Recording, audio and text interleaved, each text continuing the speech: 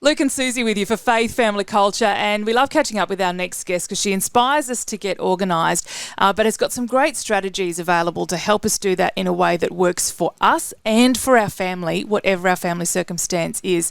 Her name's Bonnie Black. She's Little Miss Organised, and she's all set to join us, Luke. Well, and it's interesting, Suze, because so often we talk about some stuff, and if this is the help that you need and you're not really on it, it can sound like, oh yeah, that's utopia.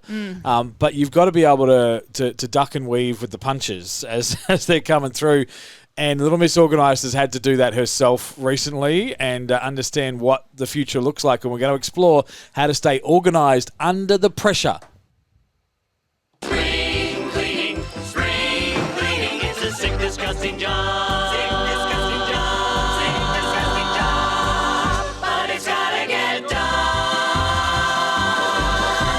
A very personal subject for you right now, Little Miss Organised. Bonnie Black is our guest right now. And Bonnie, there's been a diagnosis for your 4-year-old, which is, I guess, the centre of this conversation, and one that is a very worthwhile one for us to have to understand that things aren't always easy, but we've still got to be able to take control somehow.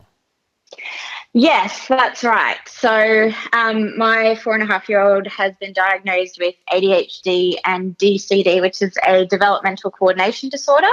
And the last probably 6 to 8 months have been particularly trying for our family as behaviours have kind of escalated, and, you know, we've sought lots of help from different professionals to try and, you know, work out exactly what has been going on. And obviously when you add in COVID and then you add in selling your house, moving house,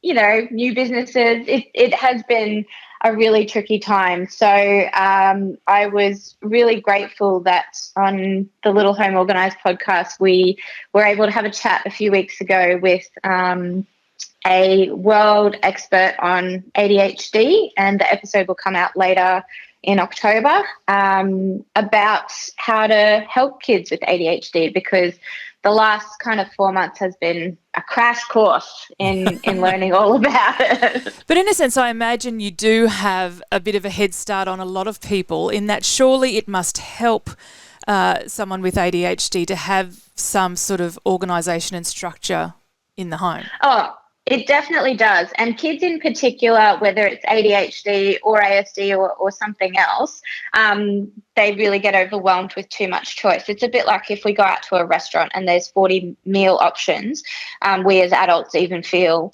overwhelmed, and it's far easier for us to have, 6 or 12 options. So yes, it is much easier for our kids to have a more clutter-free environment, to be able to find what they need, because it's some of the traits of ADHD is that when the kids are not medicated, their frontal lobe capacity decreases by 30%. So my daughter is actually operating at a 3-year-old level in terms of her impulsivity and her decision making. Right. And so you add that in with a coordination disorder where things are really difficult for them to do, and the even simple task of folding clothes and putting things away becomes really hard. So we've had to really lower our expectations because she's the middle child and the older child can do a lot of things, and we've had to really step in beside her and kind of support her at her level, rather than expecting her to rise up. So in some ways we can often be take it easy on yourself, but you're Little Miss Organised. You've got to stay organised, and you've got to have a house that is in function. That's who you are.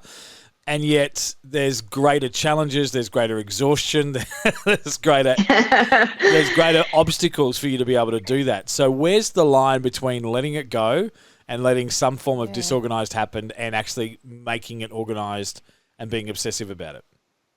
That's a really good question, because I'm very well known for being more on the particular side of things and liking things the way that I like them. I think since having kids, I've learned to let a few things go, because when you're pregnant and you're tired, or you've got a newborn, you're pretty emotionally tapped out anyway. Yeah. But I think the last 6 months has really shown me how much more important it is to let that stuff go and don't sweat the small stuff. And the relationship's more important with your child than having a beautiful home. So it's kind of about compromise and sacrifice on both sides of the coin, because you don't want a child to grow up who's anxious and has low self-confidence because you're constantly harping on at them to tidy up. And when you say tidy up to a child with ADHD, their brain explodes. It's like, what's tidy up? What does that mean? Yeah. It's far easier for you to say, okay, we're finished with the Duplo now. We're going to pack it up together, and then we're going to move on to craft.